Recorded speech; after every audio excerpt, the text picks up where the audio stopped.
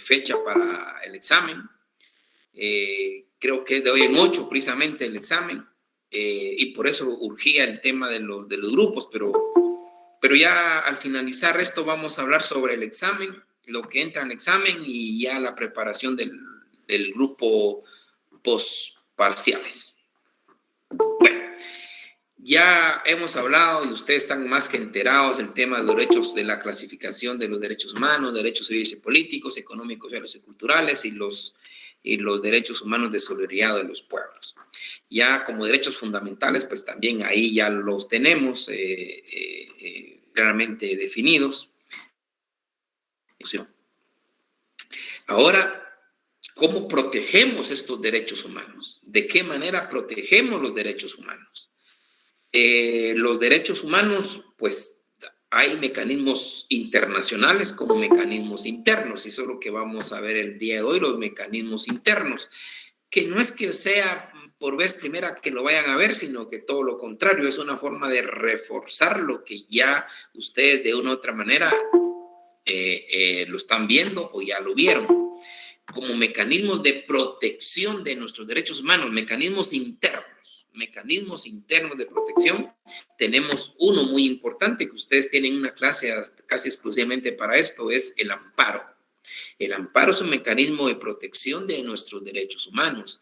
Si miramos el artículo 263 de nuestra Constitución, pues resalta que es la acción que lo que promueve es velar por los derechos fundamentales para que no sean violentados, y si ya fueron violentados, pues la forma de restituirlos. O sea, el mecanismo de por sí claro en materia de derechos humanos para proteger nuestros derechos humanos, mecanismo interno es el amparo. Yo confío mucho en el amparo, yo siempre se le he dicho, es el SOS del rescate de nuestros derechos. Lamentablemente en la justicia ordinaria se ve mucha violación a los derechos humanos, violación a derecho a un intérprete, violación a un derecho de defensa, violación a derecho de defensa, o algo sencillo, violación de debido proceso, o algo más sencillo, la violación a la carencia de fundamentación de las resoluciones, y eso a larga es una violación a sus derechos humanos. Entonces, el amparo, por eso se hace tan famosa la Corte de Constitucionalidad, porque hasta allá se llegan los amparos o las apelaciones de los amparos. Casi todo, porque todo mundo alega violación a los derechos humanos. Que también se discute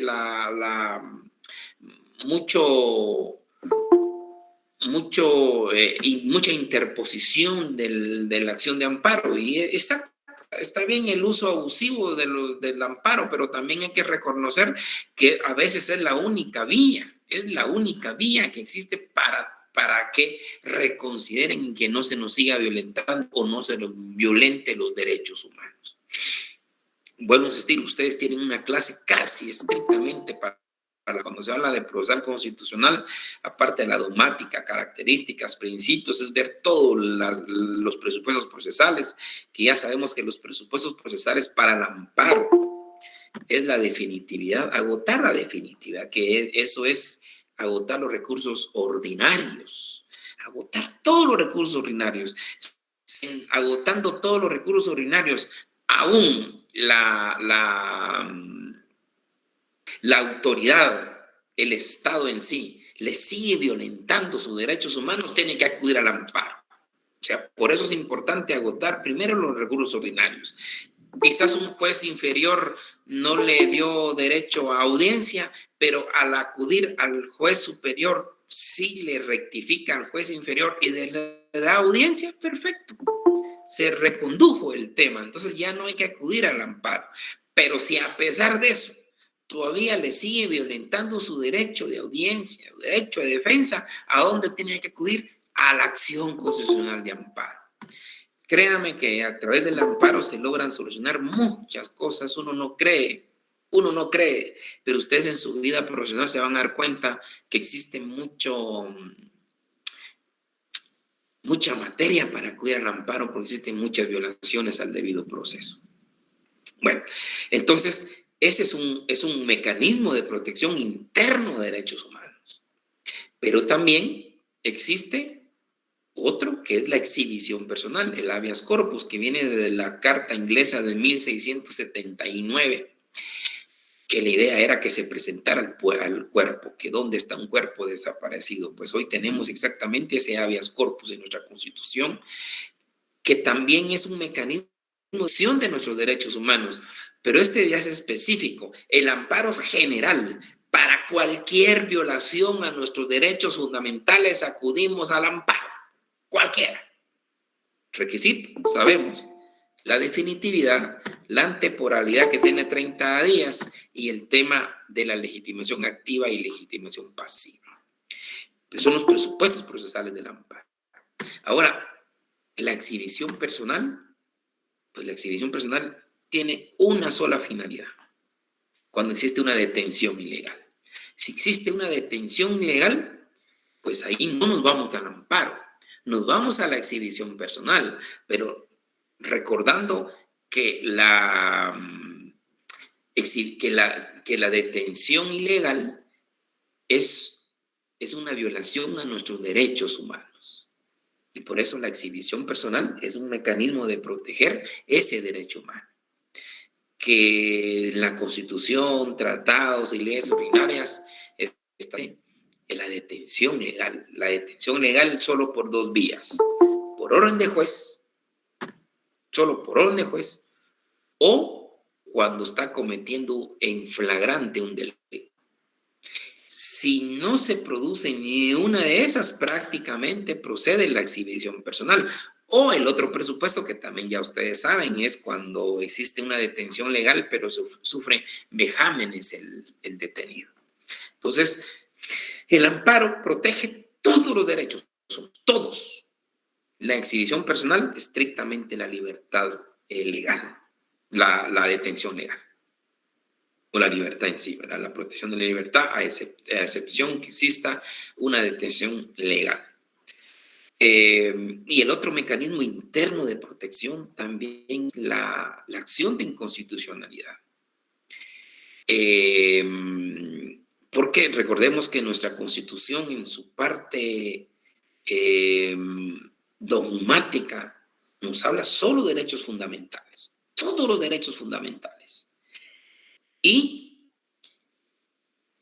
puede existir una norma que contradiga esos derechos fundamentales, que contradiga las normas constitucionales. Y es ahí donde procede la acción de inconstitucionalidad, porque lo que establece la acción de inconstitucionalidad es lograr la supremacía de la Constitución, que es la máxima norma, y sobre esa norma no puede existir ni una otra. Entonces es el control constitucional, y a través de la inconstitucionalidad se protegen las normas de derechos fundamentales que aparecen en nuestra Constitución. Por eso es otro mecanismo interno de protección de nuestros derechos humanos. Ya ustedes saben que la acción de inconstitucionalidad se puede presentar, es dos formas, forma directa y forma indirecta. La forma indirecta es cuando existe una norma contraria a la Constitución y se plantea directamente a la Corte de Constitucionalidad.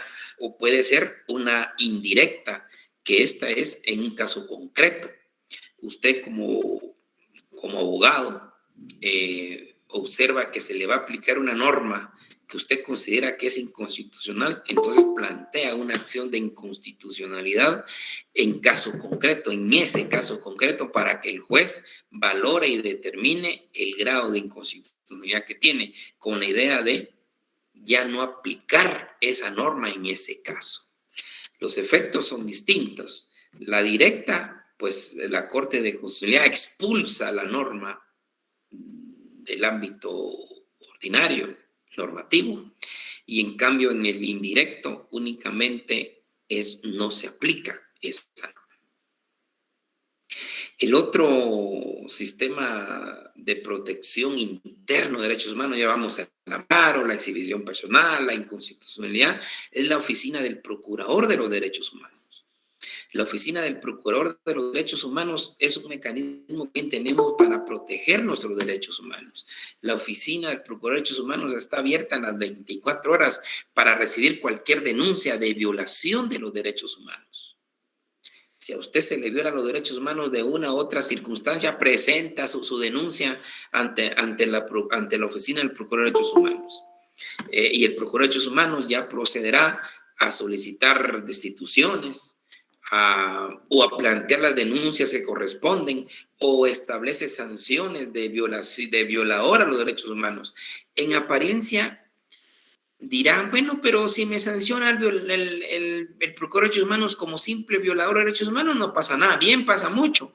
Máxime si usted tiene intereses políticos, o tiene intereses académicos, o intereses de cargos judiciales o fiscales, esas sanciones, por esas sanciones ya no puede seguir su proceso.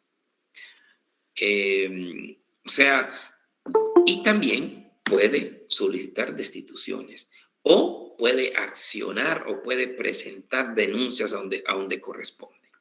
Entonces, eso es parte de un sistema de protección interno de los derechos humanos.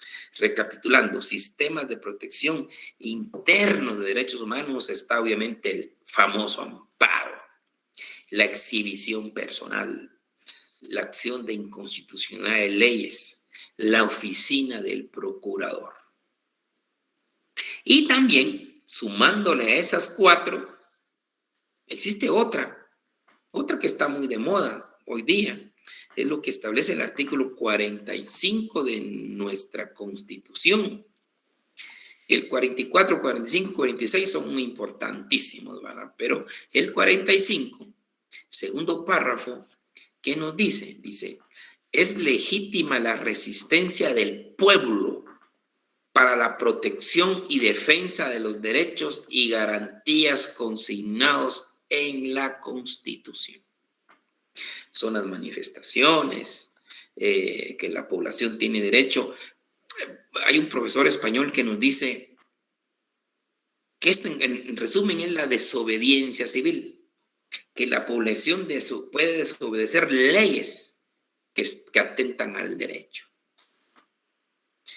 Sobre eso vamos a tener una platicadita más allá de lo que es ley y derecho.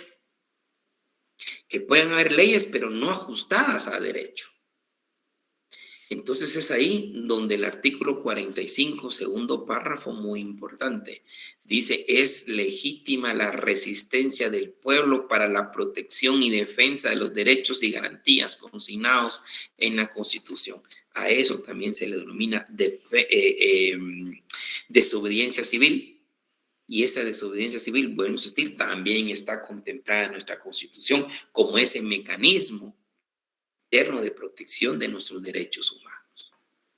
En un Estado democrático eso es lo que se garantiza, esos derechos, esas manifestaciones, hacer valer, ya sea frente a la Corte de Constitucionalidad o una acción de hecho, ese tema de la desobediencia civil.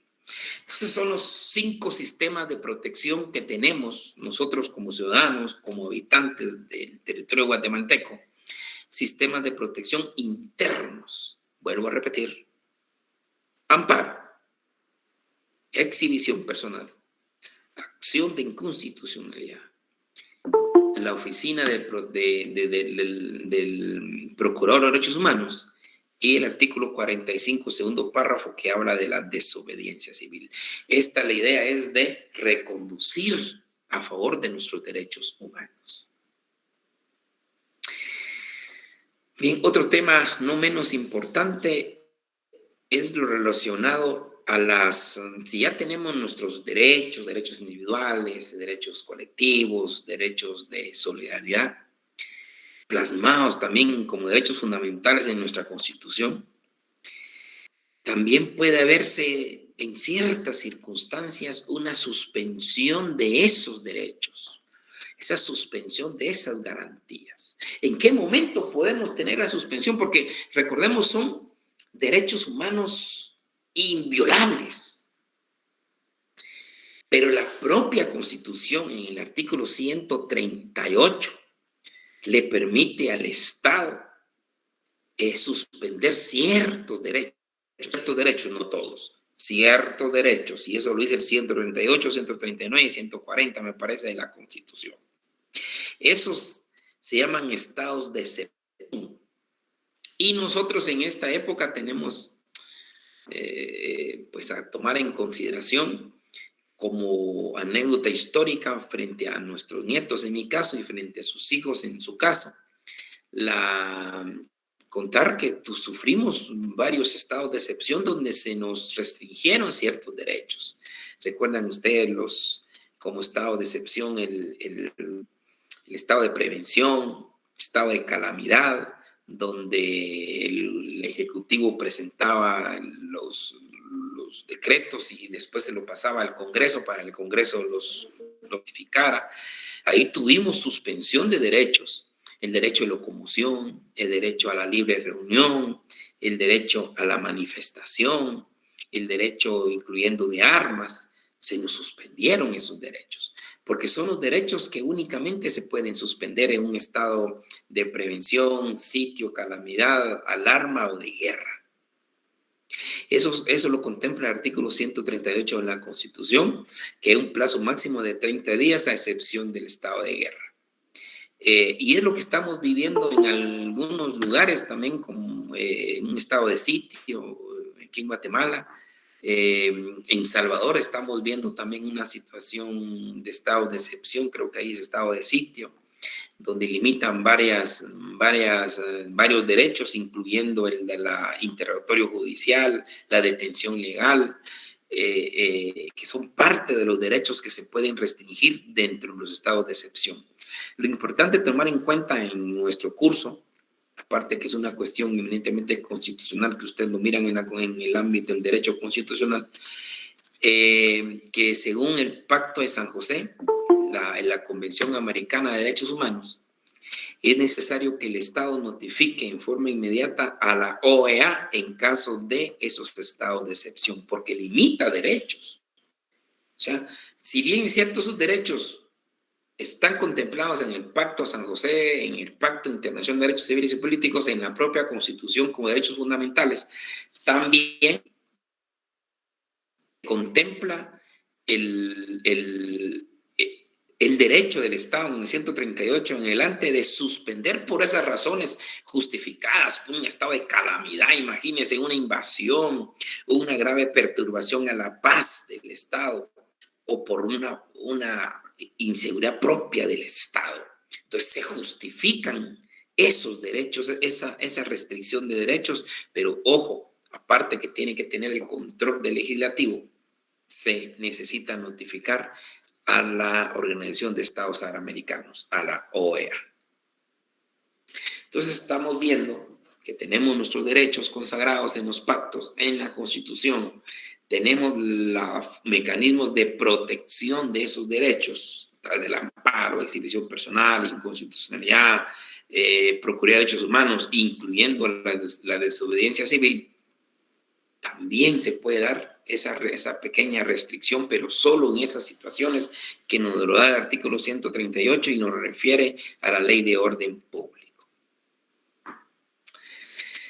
Bien, un tema también no menos importante y que gusta mucho y que se discute muchísimo, máxime antes se discutía enormemente, el artículo 46 de nuestra Constitución. Por eso dije el artículo 44, 45, 46 son muy importantes. Pero en este caso, concretamente en el artículo 46, que de plano ustedes ya tuvieron discusión sobre esto,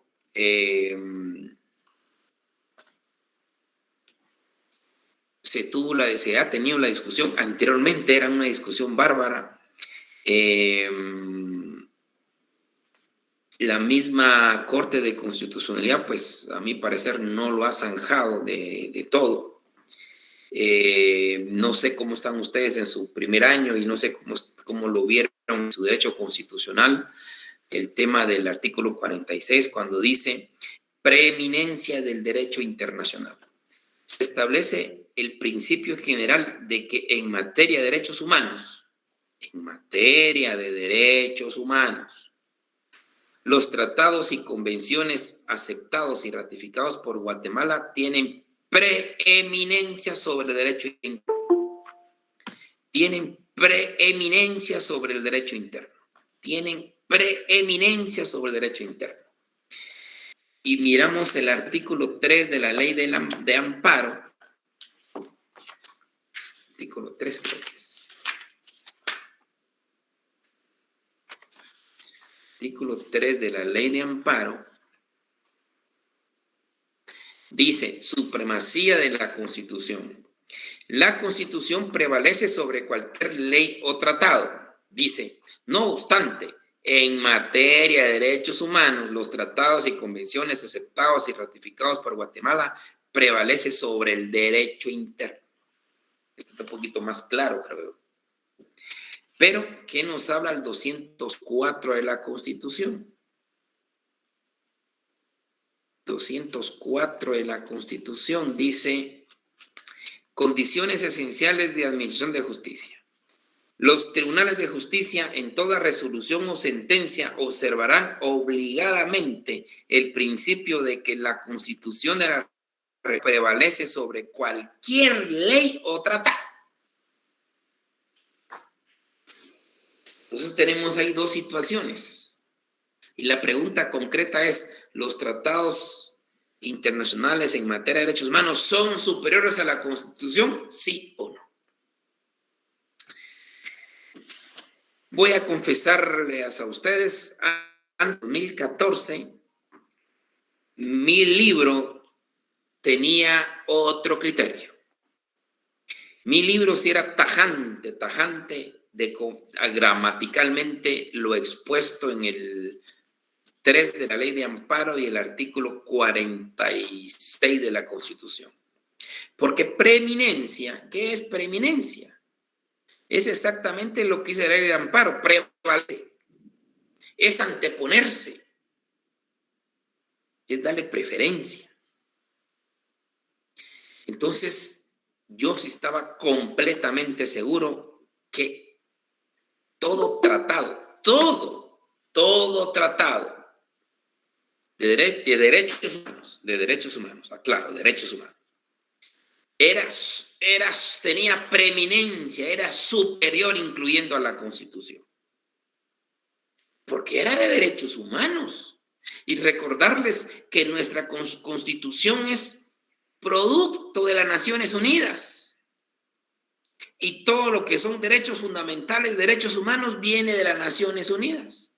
Y todos los pactos internacionales de derechos humanos vienen de las Naciones Unidas.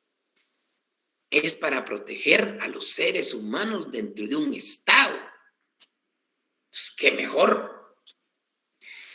Y bajando un poco de doctrina, encontré el Catecismo Constitucional, un libro muy bonito, muy pequeñito, azulito. Después ustedes lo deben de tener, como ahora todo se consiguen por computadora, por Google y todo lo demás. Después no, ya debe de estar. Catecismo Constitucional de Ramiro León Carpio. Les recuerdo que Ramiro León Carpio fue presidente de la República y antes de ser presidente fue el que vino a sustituir a Serrano Elías prácticamente. Antes de ser presidente era procurador de los derechos humanos y fue constituyente. Y él en el Catecismo Constitucional explica, da las razones del por qué el artículo 46. Lo está diciendo un constituyente. Y la explicación que nos da del por qué del 46 nos dice que es porque las normas internas, incluyendo la Constitución, pueden ser modificadas. En cambio, los tratados internacionales no son tan fáciles las modificaciones. Y era para garantizar los derechos humanos de los habitantes de un Estado como el nuestro. ¿Qué mejor que todos los ciudadanos tengamos la garantía internacional de protección de los derechos humanos? ¡Qué mejor! Entonces, prácticamente para él no existía duda que los derechos humanos internacionalmente reconocidos eran superiores a la Constitución. Y esa fue la idea que se tuvo, proteger derechos humanos, que no nos lo protege la Constitución, pero nos lo protege internacionalmente. Y todo lo que sea internacionalmente en materia de derechos humanos es incluyendo superior a la propia norma constitucional. Y yo no les voy a mentir, jóvenes, yo estaba en ese contexto. Pero en el libro de 2015, me recuerdo yo, en adelante, 2015 en adelante, cambié de criterio. Esto es evolutivo, pero evolutivo. Y ustedes lo pueden comparar en los libros de 2014 con los libros de 2015 en adelante. Ahí cambié criterio por una sencilla razón, analizando el artículo 5 del Pacto Internacional de Derechos Civiles y Políticos y artículo 29 del Pacto de San José. Tanto el artículo 5 del Pacto Internacional de Derechos Civiles y Políticos como el 29 del Pacto de San José dicen algo muy importante. Señalan que todos los derechos establecidos en esos pactos, pues, son de ordenanza para los estados. Ahí no hay problema. Pero dice, pero si hay derechos internos que superan, y derechos internos que superan los planteados en esos pactos, respetar, porque son derechos que superan, que están a favor del ser humano. Entonces llama la atención que se entiende que lo que esta normativa de estos pactos están planteando es el principio pro homine. Principio pro homine. ¿Qué significa el pro homine? Significa todo lo que más le convenga al ser humano. O sea, si al ciudadano, si al ser humano le conviene, tiene más ventajas el derecho interno, aplíquese el derecho interno. Ahora, si le tiene más ventajas el Tratado Internacional de Derechos Humanos ratificado por Guatemala, pues aplíquese eso. Es pro homine, lo que más le beneficia al ser humano. Aquí no tenemos que hablar qué es superior, no. El superior es el ser humano, así de simple. Si hay normas que en la Constitución protegen más que el ámbito internacional, aplíquese la Constitución. Si hay una ley ordinaria que supera la normativa internacional, aplíquese la normativa ordinaria. Pero si hay normativa internacional superior a la Constitución en beneficio del ser humano, pues aplíquese la normativa internacional. De ahí viene el principio pro homine, lo que más beneficia al ser humano. Eso es, lo que más beneficia al ser humano. Entonces, yo ya no discuto el tema quién es superior, no, aquí el superior es el ser humano.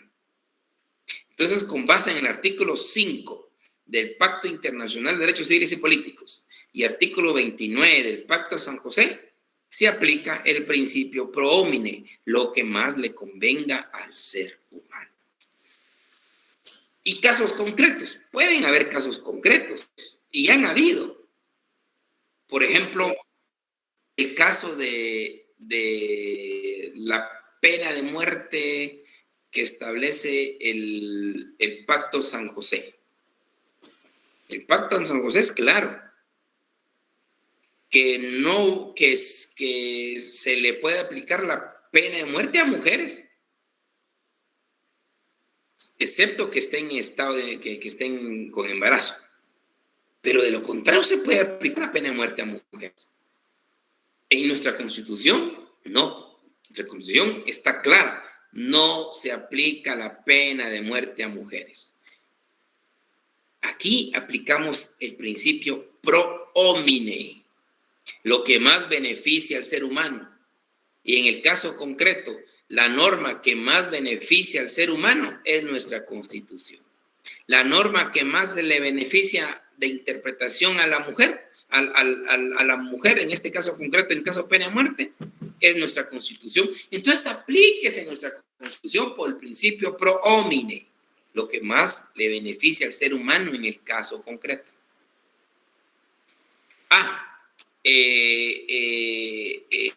Lado contrario, que también se ha dado,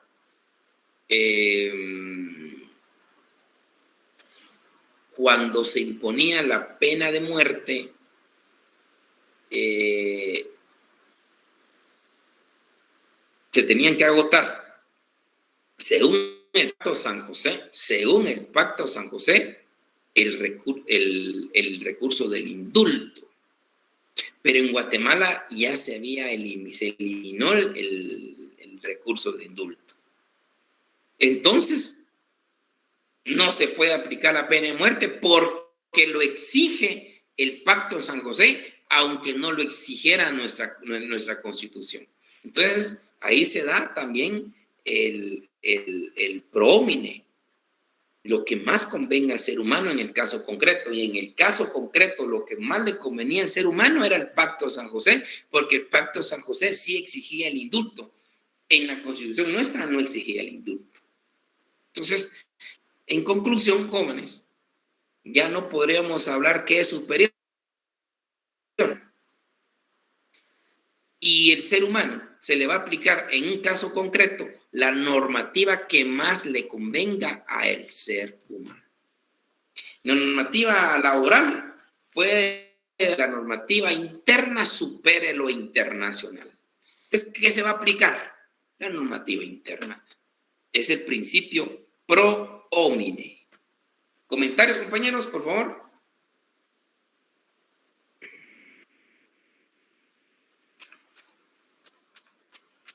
Bien. Al no haber comentarios, paso a un siguiente tema. Pues un tema a veces complicado, pero creo que me van a ayudar mucho más los compañeritos que les toque exponer en estos dos temitas. El caso de la pena de muerte, tanto abolicionistas como antiabolicionistas.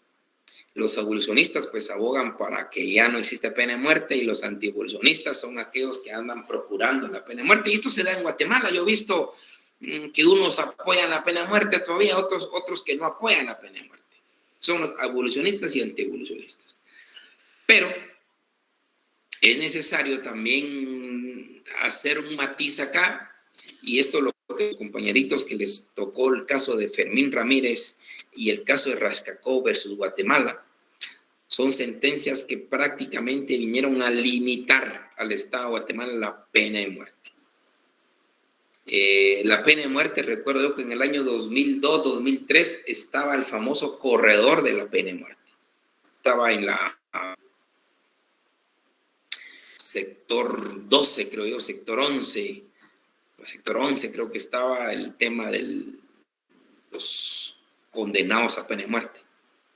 Pero después, aplicando el Pacto San José, y estas sentencias, ojo, y estas sentencias muy importantes de Rascacó y Fermín Ramírez, por eso le ponemos atención a esas dos sentencias, porfa, prácticamente vinieron a anular la pena de muerte a Guatemala. La anularon.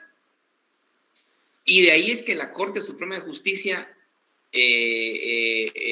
lo que hizo fue ordenar la conversión de la pena de muerte a la pena máxima de prisión. Ahí hicieron dos temas. Los que se les impuso la pena de muerte antes del 96, pues la pena máxima fue de 30 años. Y ya después del 96, recordemos que la pena máxima subió a 50 años de prisión. Entonces, la Corte Suprema, pues prácticamente en buen tino, vino y convirtió, al convertir esa pena de muerte, ya nos dejó sin corredor de pena de muerte. Y ahí la explicación, y es más, hasta los mismos tribunales de sentencia ya no aplican penas de muerte. Saben que cuando los delitos tienen pena de muerte, pues lo que más pueden aspirar es a la pena máxima de prisión. Pero estas sentencias de Fermín Ramírez y Rascacó dieron a dar clases a la clase política y a la clase judicial de Guatemala. Clases. Por eso es importante que pongamos atención a esas dos sentencias muy relevantes en nuestro sistema de justicia, especialmente penal. Y de ahí, pues yo tengo un criterio muy particular, que la pena de muerte tiene, y la doctrinariamente habla de tener dos grandes limitantes. Uno es el tema de la lotería del siniestro, y lo otro que es los errores judiciales. La lotería del siniestro se habla cuando por situaciones así que prácticamente injustas, devenidas de la desigualdad, a alguien por puro loteriazo le toca a un lugar donde lo van a juzgar y ahí no existe pena de muerte. Y otro, por puro loteriazo, en el lugar donde lo van a juzgar, sí existe pena de muerte, habiendo cometido el mismísimo delito. Entonces, ahí entra la desigualdad. Es lo mismo que pasa en el caso de los adolescentes, que aunque no sea tema nuestro, pero sí es importante porque el tema de los adolescentes hoy día se habla de responsabilidad mental y no una responsabilidad cronológica. Y tienen razón, porque la responsabilidad cronológica es simplemente la edad. Si ya cumplió 18 años, 50 años o pena de muerte. Si no ha cumplido los 18 años, se les va a imponer 6 años de prisión. Mire qué bonito, qué bonito. Y se han tenido casos donde el jefe de la pandilla, el jefe del grupo de delincuentes, tiene 17 años con 350 días de vida. O sea, le faltan 15 años para cumplir 18. Y sus muchachos a los que él dirige, unos tienen 18 años un día, otros tienen 18 años 10 días, que la verdad no se llevan mucho de edad. Hacemos la diferencia, cortamos de atajo. Con edad cronológica, no es justo que el líder se le imponga la pena máxima de 6 años, mientras que los otros, que fueron los que se dejaron guiar, dirigir para cometer graves violaciones de asesinatos y violaciones sexuales, le van a poner, si les va a poner la pena de muerte o la pena de 50 años de prisión. Y no es justo. Por eso en adolescentes también se habla de que debe prevalecer una responsabilidad mental y no cronológica. Pero bueno, eso ya será otro tema. Y el asunto, pues, los errores judiciales, que hay errores graves. Claro que hay errores graves y que han habido errores graves en la justicia. Entonces tampoco es justo que por un error judicial la persona se le condene y se le ejecute y después se descubra que esta persona no era responsable. Imagínense cómo queda todo el Estado. Y sobre todo no hay una forma de reparar y reconducir el error. A esto han habido historias ciertas y muy graves, como algo que se me viene en la cabeza ahora mismo, de una de un afroamericano en Estados Unidos, que él, antes de ser ejecutado pena de muerte, solicitó un último deseo. Y el último deseo era hablar con los medios de prensa. Y se lo concedieron. Y le dieron su posibilidad de comunicarse ante los medios de prensa. Y los medios de prensa dijeron, él ante los medios de prensa, él expuso que él aprovechaba la oportunidad que le daban única y exclusivamente para disculparse con sus hijas y decirles que no tuvieran vergüenza, porque él no era el asesino, él no había dado muerte a nadie, pero que el sistema de justicia se había equivocado. Y con esa equivocación él lo iba a pagar el día de mañana con su vida.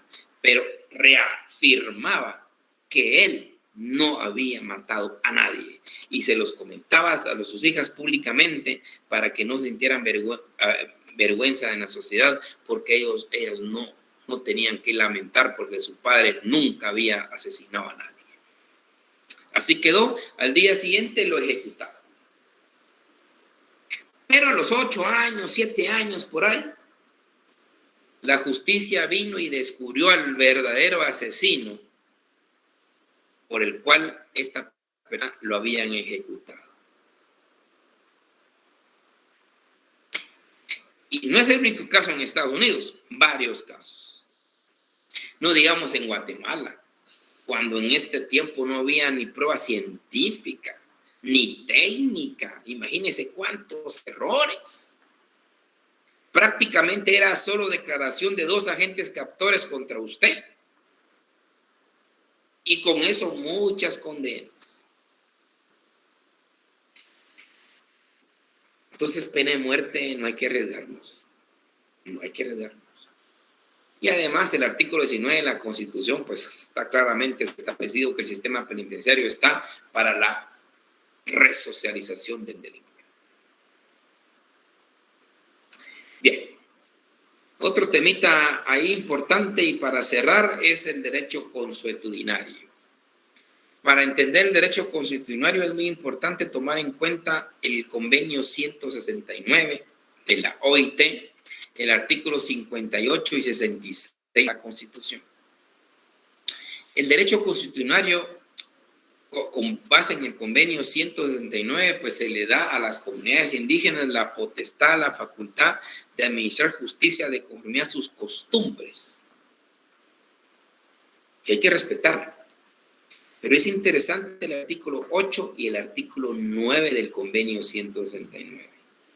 El artículo 8 nos habla que las personas de la comunidad pueden administrar justicia, pero tiene un límite. Un límite. Y ese límite siempre y cuando no contradigan ni violenten derechos humanos. Miren qué interesante esto. Comunidades indígenas, ustedes administren su justicia, pero ojo, sin violentar derechos humanos. El artículo 9, más aún. El artículo 9 del convenio 169 nos habla del derecho consuetudinario de administrar justicia en materia penal. El 8 para todas las ramas. El 9, materia penal. Y aquí tiene 2 condicionantes. El 8 solo 1. El 9, 2 condicionantes. Y las 2 condicionantes, la primera, luego es el revés, pero la primera es siempre y cuando no contravengan derechos fundamentales. O sea, sobre el derecho consuetudinario existen los derechos humanos. Y otro más, que no contravenga el sistema jurídico nacional. Ojo, jóvenes, ¿y quién es el que nos da el sistema jurídico nacional? La Constitución. Y la Constitución 203, 204 y 205 nos habla que el único ente encargado de administrar justicia es la Corte Suprema de Justicia y sus tribunales. Ojo, a esto hay que poner atención. Lo que pasa es que muchas veces no se le da la atención debida a esto. Y esto no es invento mío. Eso nos lo dice el propio convenio 169. Ustedes lo pueden revisar. Revisen el convenio 169.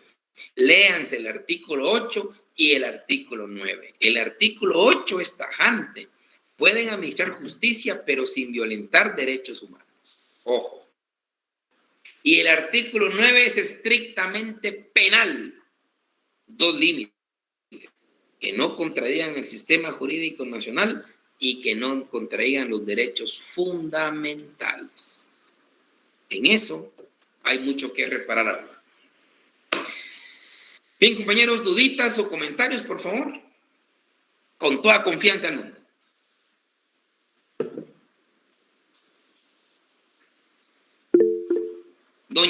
Don Andrés, cuénteme.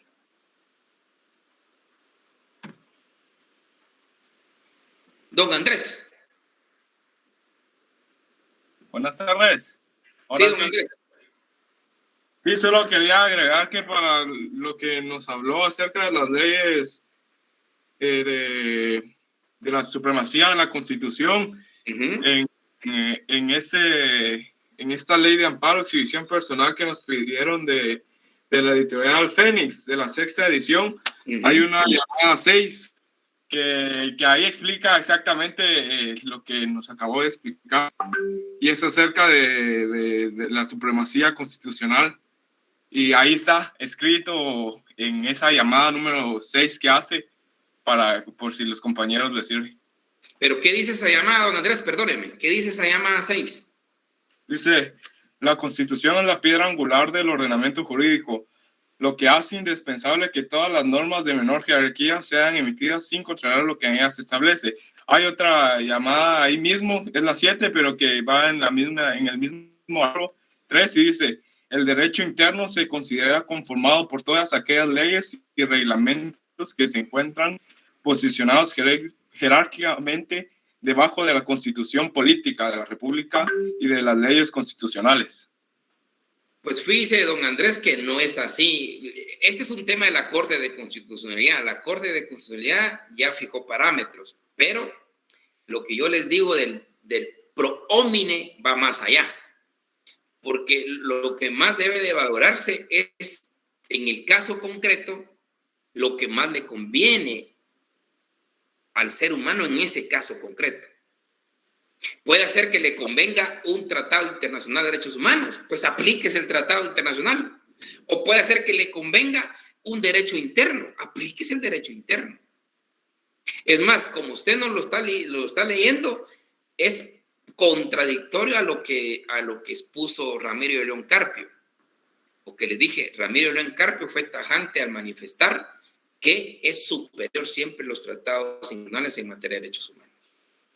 Yo creo que para zanjar el tema es principio pro homine. En el caso concreto, usted va a ser juez. Yo creo, don Andrés, que usted tiene ya planta de juez o magistrado y va a tener un caso donde la Constitución dice una cosa y tratado internacional puede decir otra cosa. ¿Qué va a aplicar usted? En el caso concreto, lo que más le convenga al ser humano. Ya sea la Constitución o el tratado internacional, porque a la larga el tratado internacional ya está ratificado por Guatemala también. Ya en conclusión, creo que, y esa es el matiz que le di al libro en el año 2015, es que en estos casos no hay que poner cuál es superior y cuál es inferior. Aquí lo que supera a las situaciones es el ser humano, lo que más convenga al ser humano. Gracias, licenciado, ya lo tengo más claro, muy amable. Doctor Carlos Pérez. Buenas tardes, licenciado. Sí. Solo una consulta, licenciado. Digamos, entiendo muy bien lo que usted explica. ¿Y cuál es el criterio que utiliza el juez, licenciado, para aplicar justicia? ¿Queda a criterio de él o uno como abogado defensor puede exigir que ¿cómo es que se condene con con la ley que más le conviene al procesado, licenciado, perdone. Mire, mire, en cuestiones de abogados, como bien dicen, con 2 abogados le salen 10 criterios. En un caso concreto sí se tiene que hacer valer el derecho humano, la mejor interpretación, lo que más le conviene a la persona. Eso usted lo tiene que hacer valer. Y por eso se llega hasta las últimas instancias, especialmente en la Corte de Constitucionalidad. Doña Abigail, cuénteme. Buenas tardes, licenciado. Solo para agregar al ejemplo que usted dio del afroamericano que pues fue acusado justamente. Quería agregar un caso de un niño que fue ejecutado ahí por los años 40 en Estados Unidos. Se llama George Stinney, creo yo. Igualmente lo acusaron injustamente del asesinato de 2 niñas y fue ejecutado en la silla eléctrica, ¿verdad? Mucho tiempo después, pues se dieron cuenta que no era él, más que todo por cuestiones de fuerza, ¿verdad? Él tenía 14 años y supuestamente asesinó a una niña de 9 y a una de 11, y por su conducta no pudo haberlas asesinado, ¿verdad? Pero igual hubo como que muchas complicaciones, no lo dejaron ver a su mamá y pues violaron muchos de sus derechos, ¿verdad? Y finalmente fue ejecutado. Ok, perfecto. Sí, y después, ¿qué hace el Estado? Me equivoqué, y ahora ¿cómo lo vamos a remendar? No se puede. Es tema de los errores judiciales. Sí, don Andrés. Creo, licenciado, que con lo que estaba diciendo Carlos, ya sea como defensor o como juzgador, creo que ahí también abarca el tema que hablamos hoy del amparo. Totalmente, don Andrés. Muy bien, jovenazos. Miren, como les decía, el examen ya está, le doy un 8. Y lo que entra en el examen es lo que hemos visto. Y un poquito les voy a agregar en cuanto a la historia de Arenos, es un 3, 4, 5 por ahí.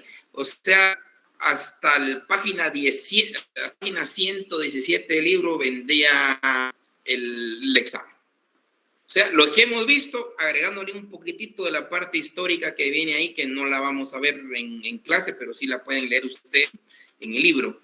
Entonces vendría hasta la página 117.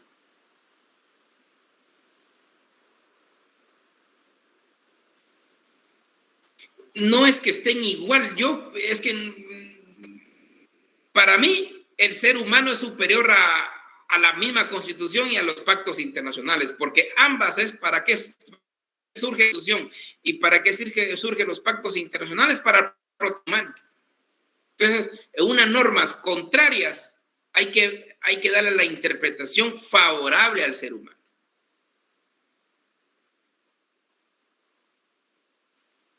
Entonces, jovenazos, les vuelvo a recalcar, el examen es el próximo viernes y viene todo lo que hemos visto hasta la página 117. Y después, como habíamos quedado, ya le tocaría al grupo U. Vamos a hacer, fíjense, tomando en cuenta, no nos alcanza el día con 2 grupos, tenemos que hacer 3 grupos. 3 grupos por día. 3 grupos por día. Entonces, la sección J, imagínense la sección J, tengo acá